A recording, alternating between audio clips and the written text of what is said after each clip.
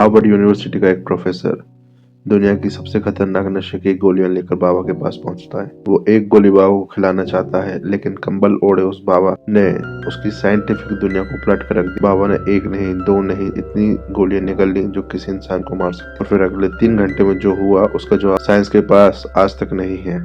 इतना ही नहीं, दुनिया के दो सबसे पावरफुल इंसान एप्पल के स्टीव जॉब्स और फेसबुक के मार्क ज़करबर्ग बाबा से मिलने आश्रम पहुंचे।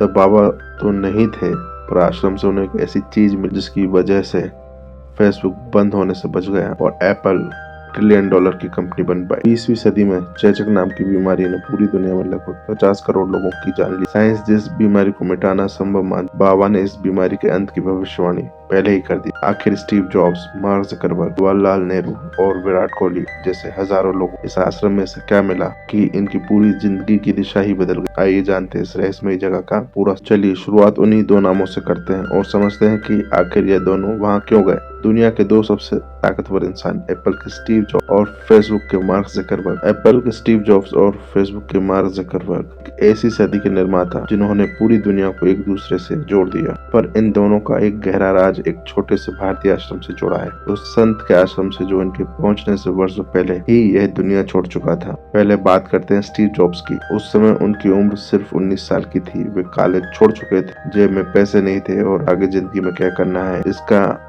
कोई भी विजन नहीं। लेकिन उनके पास एक अमेरिकी लेखक जिसे वे पढ़ चुके थे और इस किताब के भारत में एक गुरु की खोज की कहानी। किताब ने जॉब्स के भीतर अध्यात्म को जानने की ऐसी चिंगारी जगा कि उन्होंने मन ही मन तय कर लिया कि उन्हें भारत जाना है और उन्हीं बाबा से मिलना है। बात है साल 1974। स्टीव जॉब्स अपने दोस्त डेनियल कोटके के साथ कैची धाम पहुंचे, और वहां पहुंचते ही उन्हें पता चला कि बाबा का निधन तो 1 साल पहले ही हो चुका है। आश्रम एकदम सुनसान था। जिस गुरु की तलाश में जॉब्स इतनी दूर आए थे, उनसे वह कभी नहीं मिल पाए। शायद यही खालीपन उनके अंदर ही अंदर कचोट रहा होगा। फिर भी वह कई महीने भारत में रुके। कहा जाता है कि इस यात्रा ने उन्हें जड़ से बदल दिया। वॉल्टर आइजन ने जॉब्स की ऑफिशियल बायोग्राफी में लिखा कि भारत ने उन्हें मूल रूप से बदल दिया था, और यह खामोशी अपने आप में बहुत कुछ कह जाती। भारत से लौटने के ठीक 2 साल बाद 1976 में जॉब्स ने एप्पल कंपनी की नींव रखी। एक सवाल आज भी बहुत से लोगों के दिमाग में आता है कि आखिर कंपनी का नाम एप्पल यानी सेवी क्यों रखा गया। यहाँ मुझे आपको एक बहुत बड़े भ्रम से बचाना है। मशहूर कहानी है कि बाबा को से बहुत पसंद थी। जॉब्स ने अपने गुरु को श्रद्धांजलि देने के लिए यह नाम चुना। में यह बात बहुत अच्छी और सच्चाई से बिल्कुल अलग है। उन्हीं की बायोग्राफी और उनके साथियों के अनुसार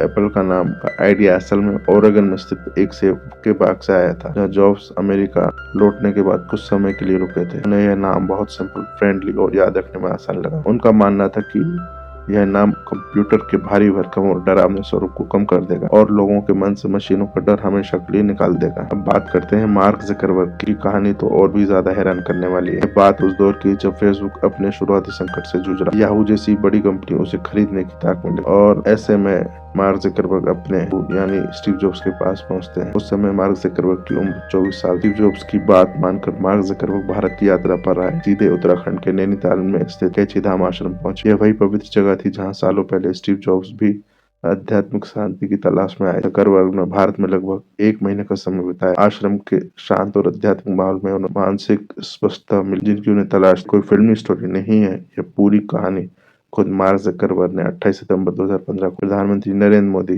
जब फेसबुक के कैलिफोर्निया हेडक्वार्टर गए थे तब खुले मंच पर सुनाई।